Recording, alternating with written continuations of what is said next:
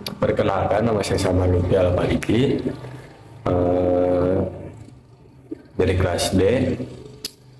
Saya ingin memaparkan tentang manajemen konflik.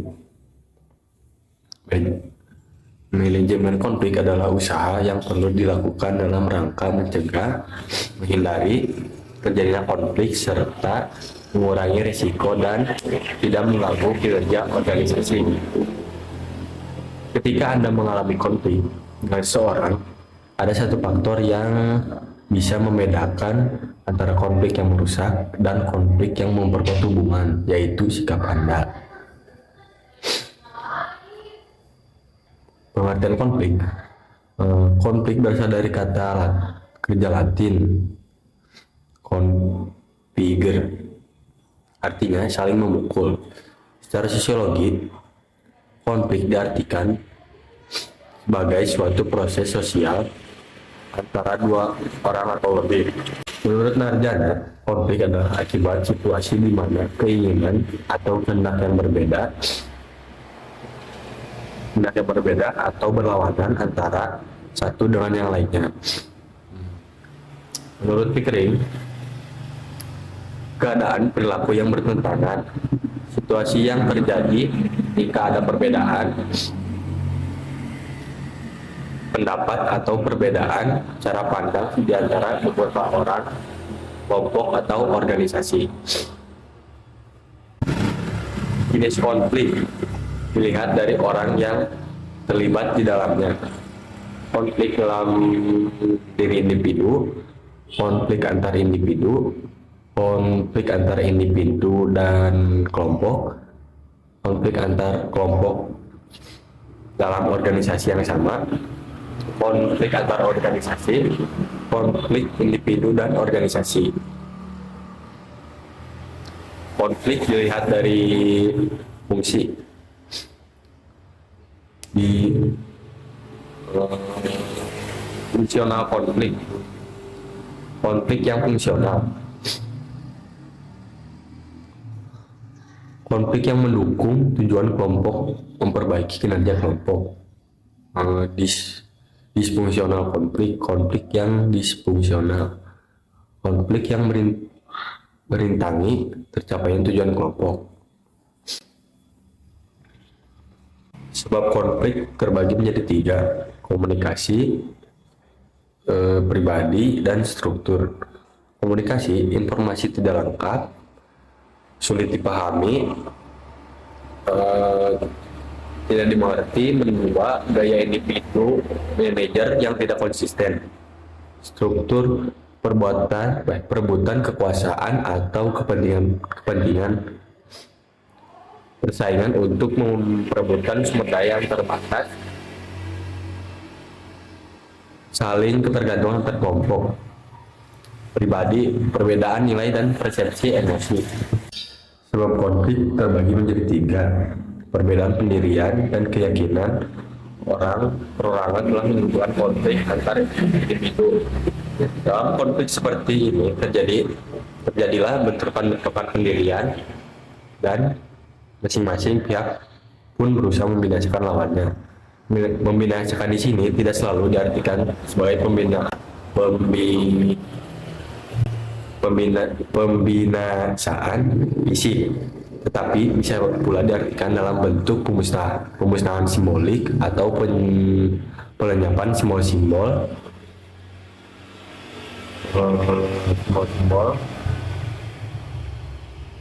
pemusnahan simbolik, atau penyampaian pikiran-pikiran yang tidak disetujui. Dalam realitas sosial, tidak ada satupun individu yang memiliki karakter yang sama, sehingga perbedaan pendapat, tujuan, keinginan tersebutlah yang mempengaruhi timbulnya konflik sosial. Perbedaan kebudayaan tidak hanya akan menimbulkan konflik antar individu, akan tetapi bisa juga antar kelompok. Pola-pola kebudayaan yang berbeda akan menimbulkan pola-pola kepribadian dan pola-pola perilaku yang berbeda pula di kalangan khalayak kelompok yang luas. Selain itu, Perbedaan kebudayaan akan mengakibatkan sikap etnosentrisme, yaitu sikap yang ditunjukkan kepada kelompok lain bahwa kelompoknya adalah kelompok yang paling baik. Jika masing-masing kelompok yang ada di dalam kehidupan sosial sama-sama memiliki sikap demikian, maka sikap ini akan memicu timbulnya konflik antar penganut kebudayaan. Yang ketiga, perbedaan kepentingan. Mengejar tujuan kepentingan masing-masing yang berbeda-beda, kelompok-kelompok akan bersaing dan berkonflik untuk memperebutkan kesempatan dan sarana.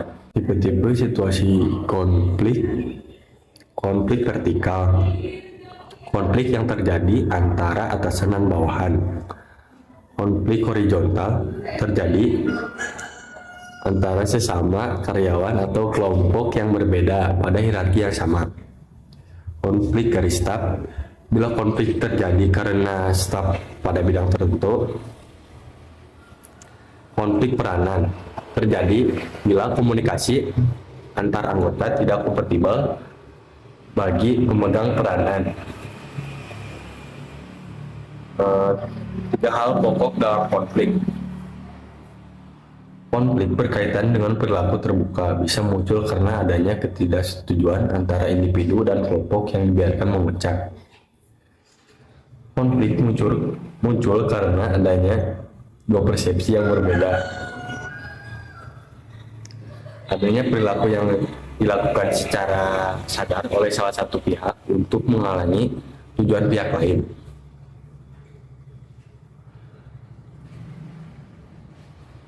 Cara mengelola konflik.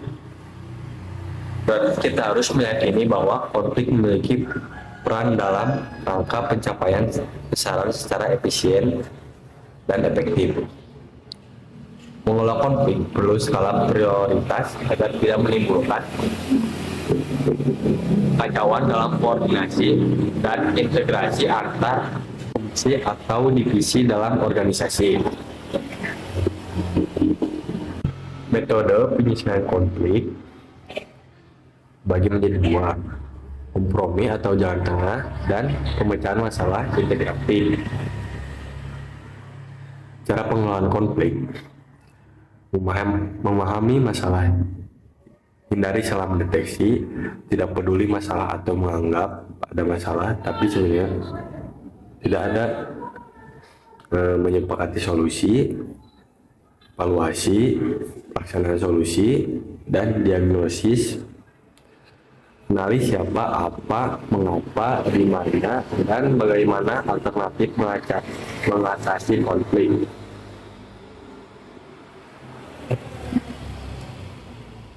Strategi mengatasi konflik antara pribadi. Strategi menang kalah, win-loss strategi. Satu pihak menang, yang lain kalah. Strategi menang-menang, win-win strategi.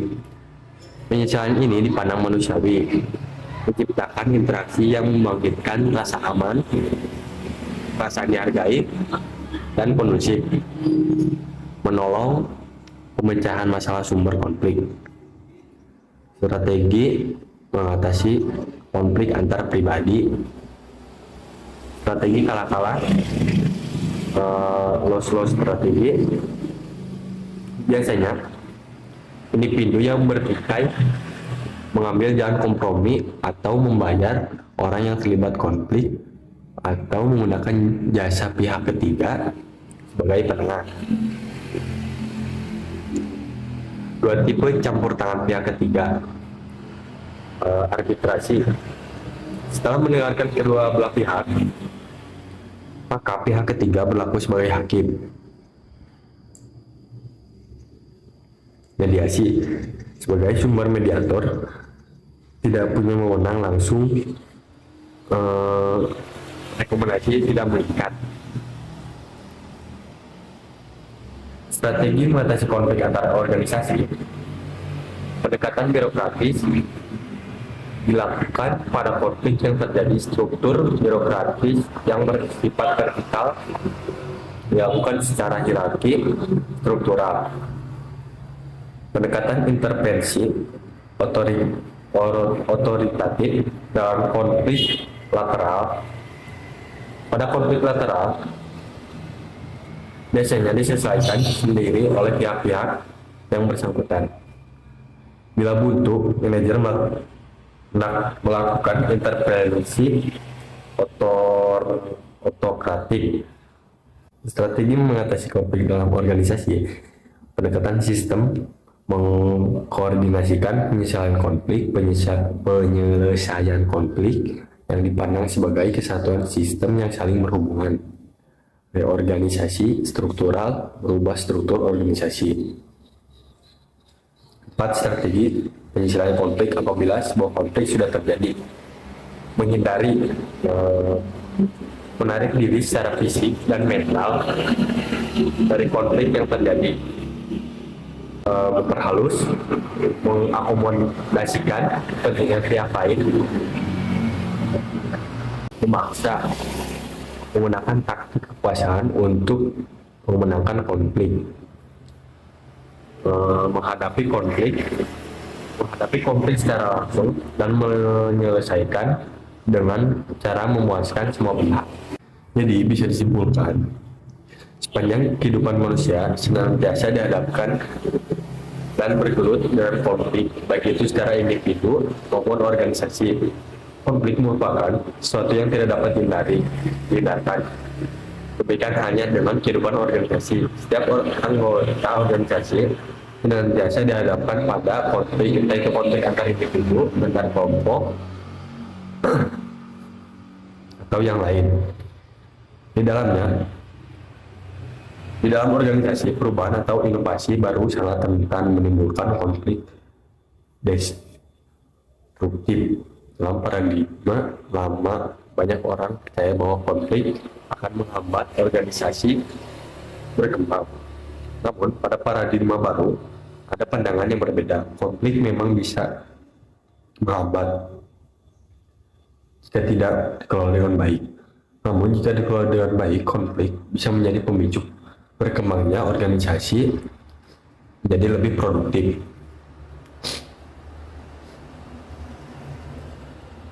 Manajemen konflik sangat berpengaruh bagi anggota organisasi. Pemimpin organisasi dituntut menguasai manajemen konflik agar konflik yang muncul dapat berdampak positif untuk meningkatkan mutu organisasi.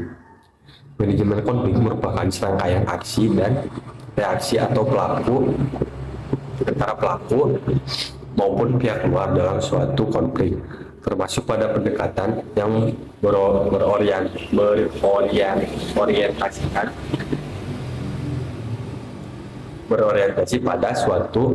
pada proses yang mengarahkan pada bentuk komunikasi, termasuk tingkah laku dari pelaku maupun pihak luar. Bagaimana mereka mempengaruhi kepentingan dan interpretasi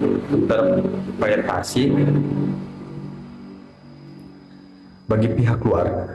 Di luar yang berkonflik, sebagai pihak ketiga yang diperlukan adalah informasi yang akurat tentang situasi konflik.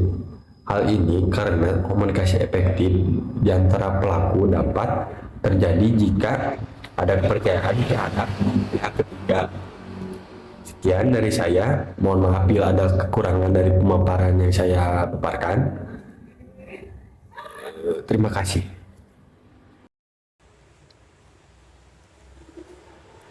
Assalamualaikum warahmatullahi wabarakatuh.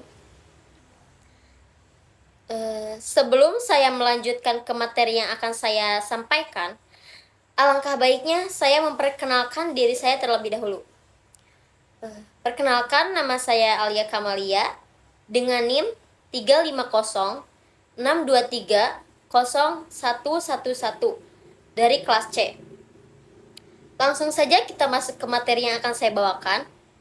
Apa itu manajemen konflik dalam struktur organisasi? Dalam setiap organisasi, konflik adalah suatu realitas yang tak dapat dielakkan atau tak dapat dihindari. Terdapat berbagai faktor yang menyebabkan timbulnya ketidakharmonisan atau ketegangan, seperti perbedaan karakter individu, perbedaan kepentingan, komunikasi yang kurang efektif, perbedaan nilai, dan sebab yang lainnya. Perbedaan-perbedaan ini akhirnya menjadi pemicu terjadinya konflik dalam organisasi. Lanjut, ada pula pengertian konflik menurut Marquis dan Huston. Menurut Marquis dan Huston, konflik adalah hasil dari ketidakcocokan internal atau eksternal yang muncul karena adanya perbedaan dalam ide, nilai, atau perasaan antara dua orang atau lebih. Deutsch yang dikutip oleh Huber mendefinisikan konflik sebagai perselisihan yang muncul ketika ketidakseimbangan antara perasaan, pikiran, keinginan, dan perilaku dua orang atau lebih terancam. Dengan demikian, konflik terjadi ketika tidak ada keselarasan antara perasaan, pikiran, keinginan, serta perbedaan dalam ide atau nilai-nilai dalam mencapai tujuan. Ada beberapa pandangan terhadap konflik, di antaranya satu ada perspektif tradisional atau the traditional view. Konflik dianggap sebagai suatu yang negatif, merugikan, dan perlu dihindari. Kedua, ada perspektif hubungan manusia atau the human relation view. Pandangan ini berpendapat bahwa konflik adalah peristiwa yang alami dalam semua kelompok dan organisasi, sehingga tidak dapat dihindari. Oleh karena itu, keberadaan konflik harus diterima dan dielaborasi sedemikian rupa agar bisa memberikan manfaat dalam meningkatkan kinerja organisasi. Yang ketiga ada perspektif interaksionis atau the interactionist view. Perspektif ini cenderung mendorong terjadinya konflik dengan asumsi bahwa kelompok yang bersifat kooperatif, tenang, damai, dan serasi cenderung mengalami stagnasi, apatis, kurang aspiratif, dan kurang inovatif. Konflik dalam konteks struktur organisasi. A. Ada konflik vertikal, muncul antara karyawan yang berada pada tingkat hierarki yang berbeda dalam organisasi, seperti atasan dan bawahan. B. Ada konflik horizontal. Konflik horizontal ini biasanya terjadi di antara individu yang memiliki posisi yang setara, seperti konflik antara rekan kerja atau antara departemen yang memiliki tingkatan yang sama. Selanjutnya, C. Konflik garis staf. Terjadi antara karyawan yang berada di lini yang umumnya memiliki peran sebagai komando dan pejabat staf yang biasanya berfungsi sebagai penasehat dalam struktur organisasi. D. Ada konflik peran, yakni konflik yang timbul karena seseorang harus menjalani lebih dari satu peran yang memiliki kepentingan yang saling bertentangan. Adapun beberapa penyebab timbulnya konflik. Pertama, komunikasi. Seperti yang sudah saya jelaskan di atas, komunikasi ini pasti memicu terjadinya konflik. Karena ketidakpahaman disebabkan oleh komunikasi yang kurang efektif. Bukan kurang sih, lebih ke tidak efektif. Kedua, ada struktur. Faktor-faktor dalam struktur organisasi seperti ukuran kelompok, tingkat spesialisasi, ketegasan dalam batasan wilayah kerja, keselarasan tujuan individu dengan tujuan kelompok, gaya kepemimpinan, sistem insentif, dan tingkat ketergantungan antar kelompok. 3. Ada faktor individu. Nilai-nilai yang dianut oleh setiap individu, ciri-ciri kepribadian yang memberikan keunikan atau idiosinkrasi dan membedakan mereka dari individu lain. Jenis konflik dibagi menjadi 3. 1. Ada intrapersonal. 2. Interpersonal.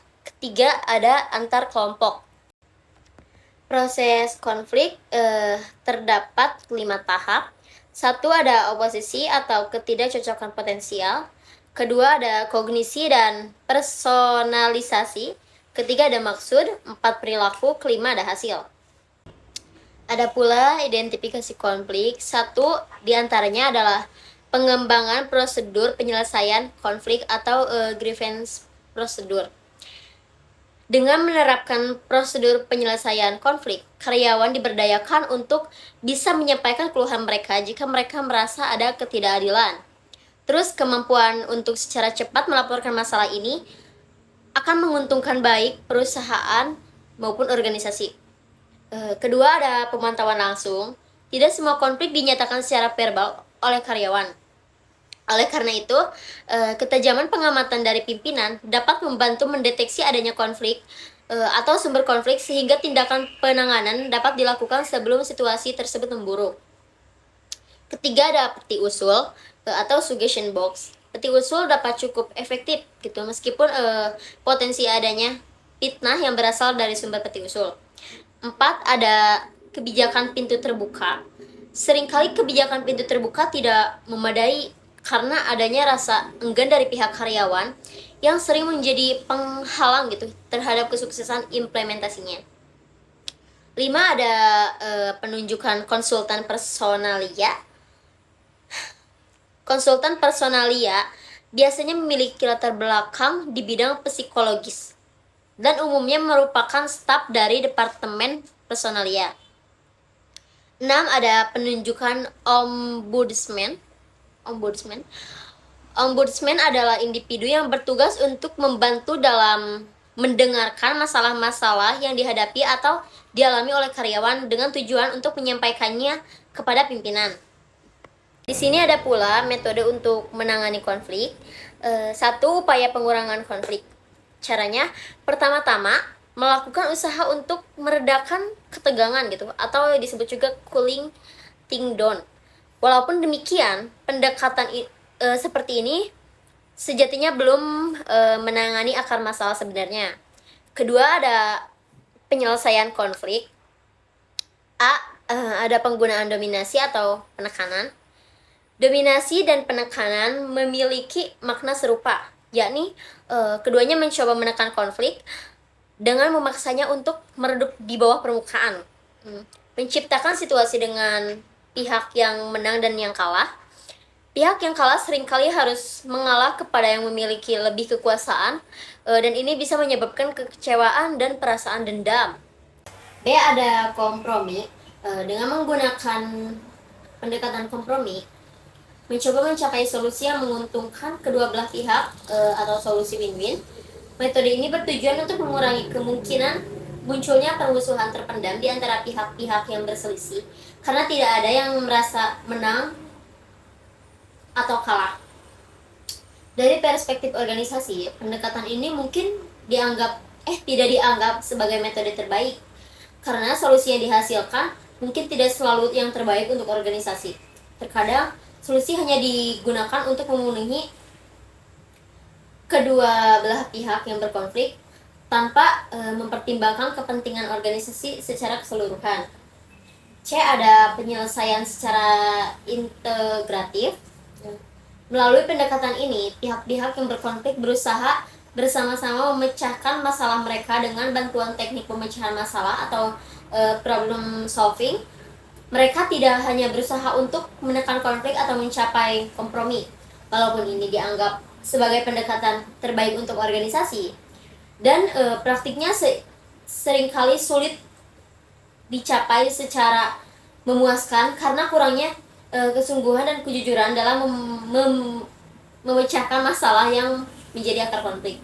Ada pula ini beberapa tahap penyelesaian konflik. 1 menerima dan mengklarifikasi sumber ketidakpuasan. 2 koleksi informasi dan fakta. Proses pengumpulan informasi dan fakta harus mencakup data yang komprehensif dan akurat, serta harus dihindari pencampuran dengan opini atau pandangan subjektif. Opini dan pandangan sudah mencakup unsur subjektivitas, sehingga pengumpulan fakta harus dilakukan secara cermat. 3. Analisis dan pengambilan keputusan. Setelah identifikasi masalah dan pengumpulan data lengkap, manajemen harus memulai evaluasi situasi. Seringkali hasil analisis ini dapat menghasilkan berbagai alternatif solusi. 4. Memberikan respon walaupun manajemen telah membuat keputusan. Respon ini harus disampaikan kepada pihak karyawan. 5. Ada tindak lanjut.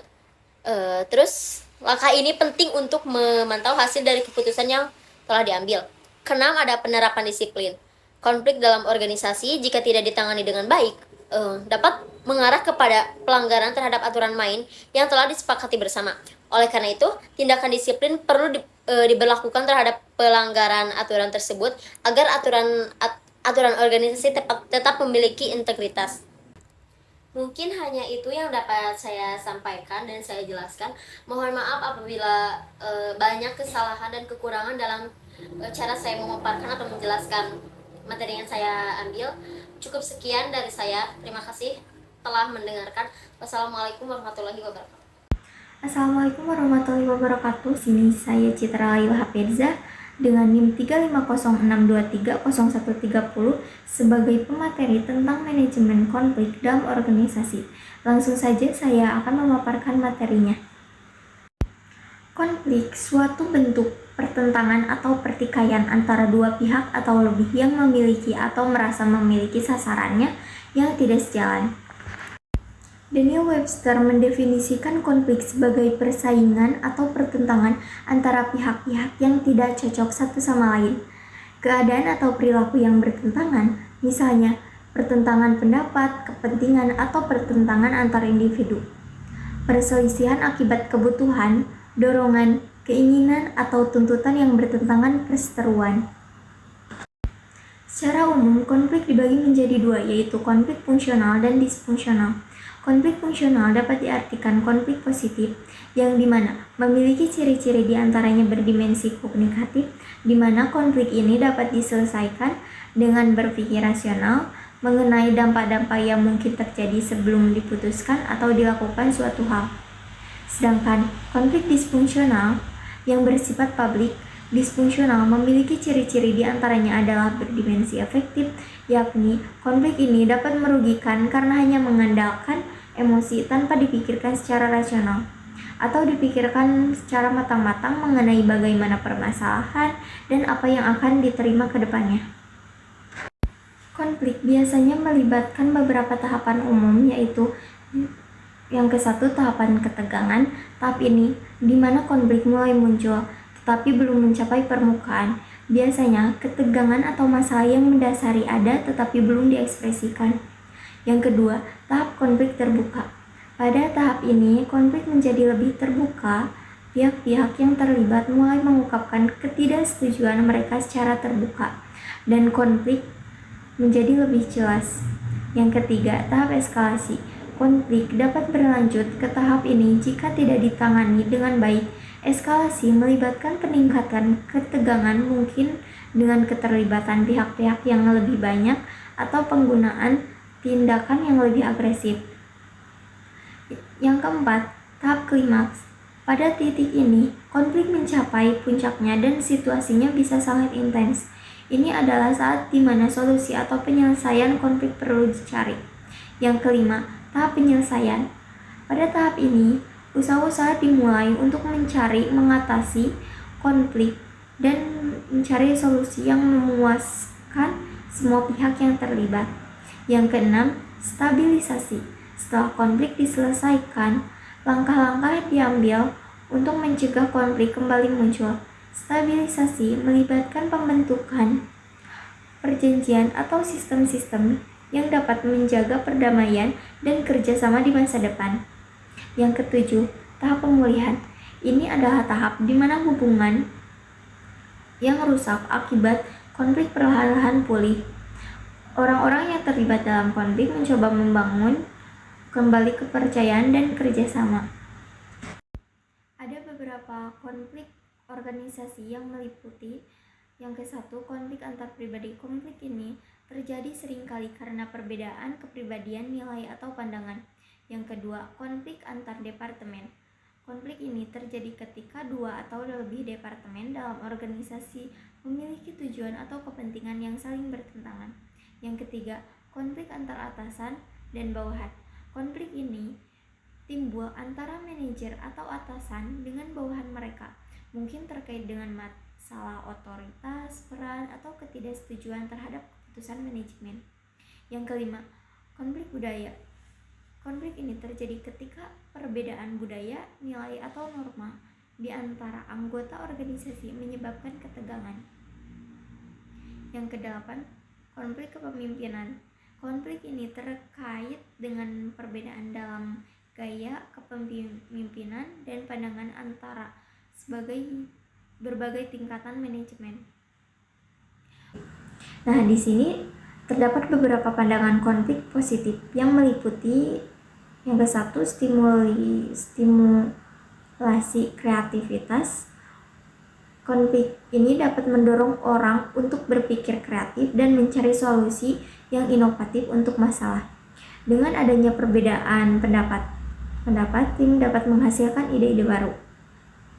Yang kedua, peningkatan pembelajaran. Konflik memungkinkan individu dan tim untuk belajar dari perbedaan pendapat dan kesalahan. Ini dapat menyebabkan pemahaman yang lebih baik dan perbaikan di masa depan. Yang ketiga, pertumbuhan pribadi dan profesional. Konflik dapat membantu individu mengembangkan keterampilan komunikasi, negosiasi, dan pemecahan masalah.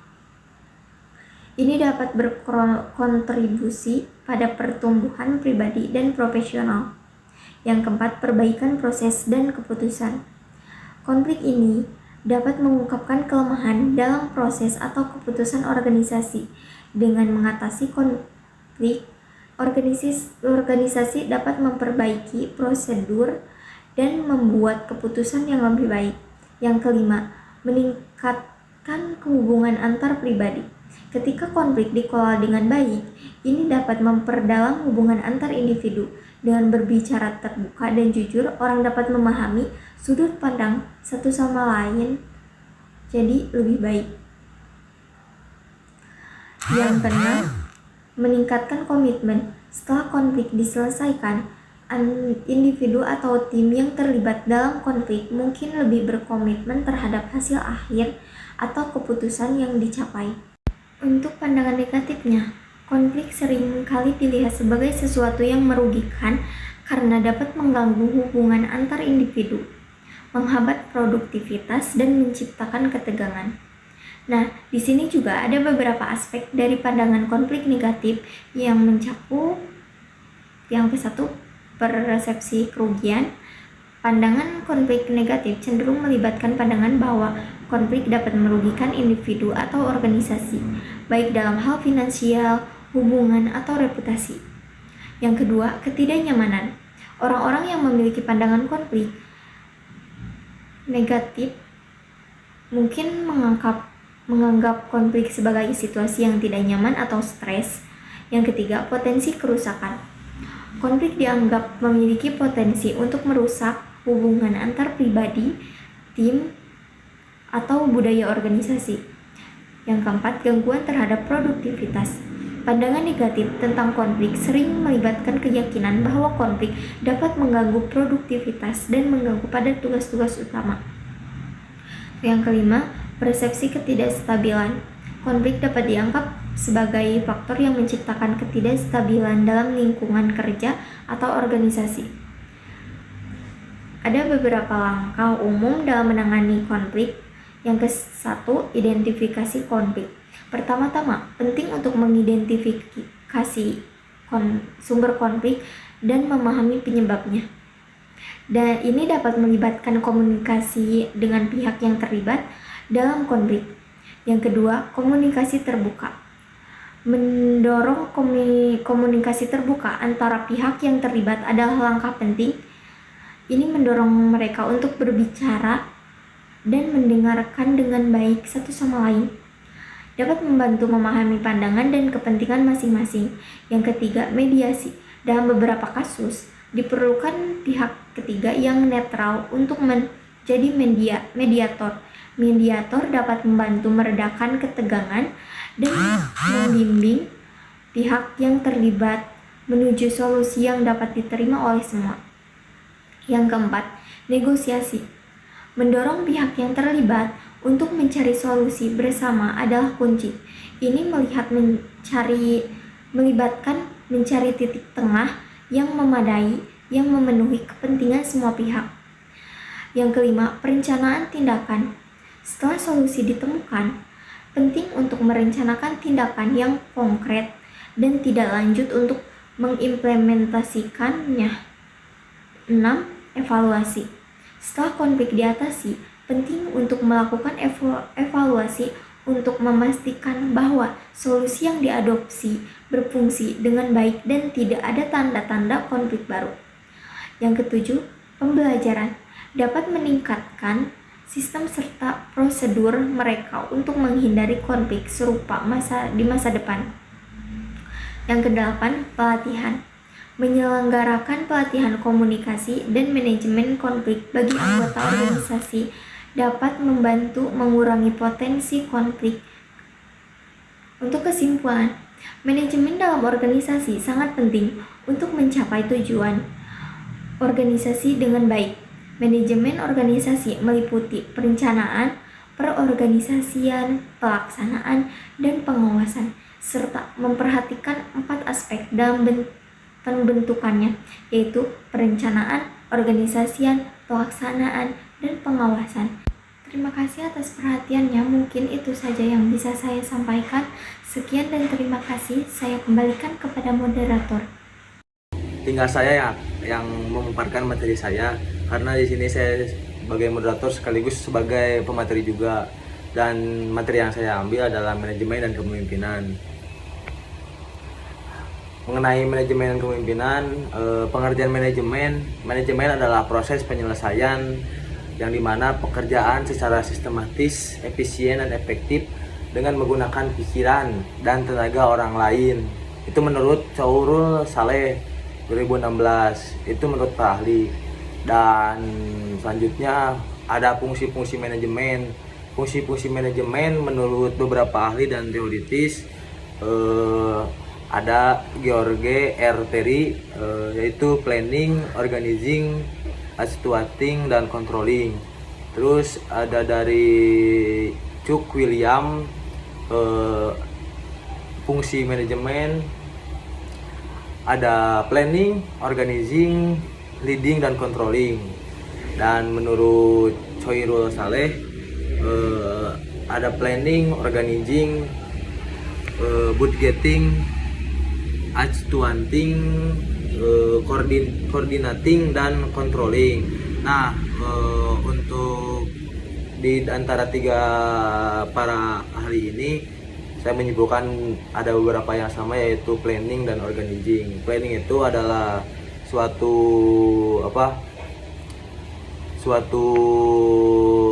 perencanaan yang dimana dalam manajemen pasti ada planning dan organizing. Terus yang selanjutnya mengenai manajer, manajer bisa diartikan sebagai ada beberapa artian ataupun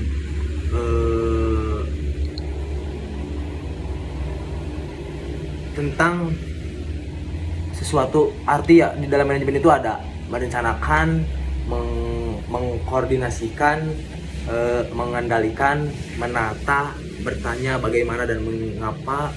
Terus ada mengurus, berfokus pada tugas, berorientasi pada saat-saat ini, memelihara, berfokus jangka pendek, dan mengarahkan.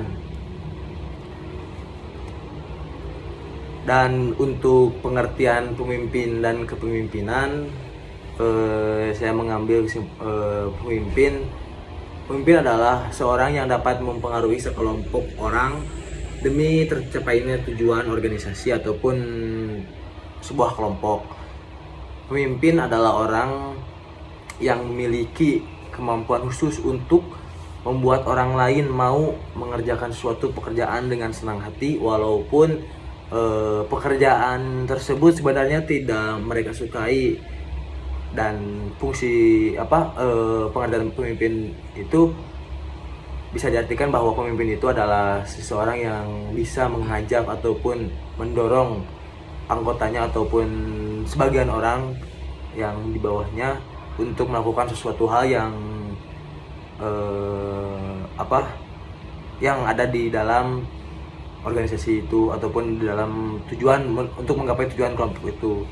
Nah, leadership yaitu kepemimpinan adalah kemampuan dan kecakapan khusus dalam mempengaruhi orang lain, perorangan ataupun per kelompok ataupun dalam organisasi, agar mereka mau mengerjakan pekerjaannya sesuai dengan keinginan sang pemimpin demi untuk mencapai dan meningkatkan tujuan organisasi itu. Lalu ada unsur kredibilitas seorang pemimpin. Yang pertama ada dapat dipercaya ataupun jujur, lalu memiliki keahlian di dalam keahlian di dalam public speaking ataupun dalam mengajak orang ataupun dalam mengatur sesuatu organisasi ataupun kelompok. Terus ada dinamis, yang dimana dinamis itu dinamis itu teratur gitu, tertata dan mumpuni. Terus ada memiliki kecakapan yang luas ataupun wawasan yang luas. Contohnya di dalam organisasi di mahasiswa, dia ketika dia menjadi pemimpin, selebihnya dia tahu apa itu organisasi mahasiswa, apa itu mahasiswa yang paling utama. Mungkin itu kecakan yang luas, memiliki kecakan yang luas. Lalu ada kualitas pemimpin. Kualitas kepemimpinan seseorang itu hanya bisa diperlihatkan pada perilaku ataupun tindakannya dan bukan terletak pada posisinya. Kualitas kepemimpinan juga tidak tergantung pada suatu indikator, pada indikator semata, karena tetapi terdiri dari beberapa indikator. Menurut Lombardir 2001, jujur atau memiliki hati yang lurus, lalu memiliki wawasan jauh ke depan, mampu menginspirasi atau membangkitkan semangat pengikutnya ataupun anggotanya, lalu cakap dan tangkas ataupun cerdas atau berintelektual. Mungkin itu pemaparan materi dari saya. Selebihnya jika ada sesuatu yang belum tersampaikan ataupun mohon maaf. Sekian, terima kasih.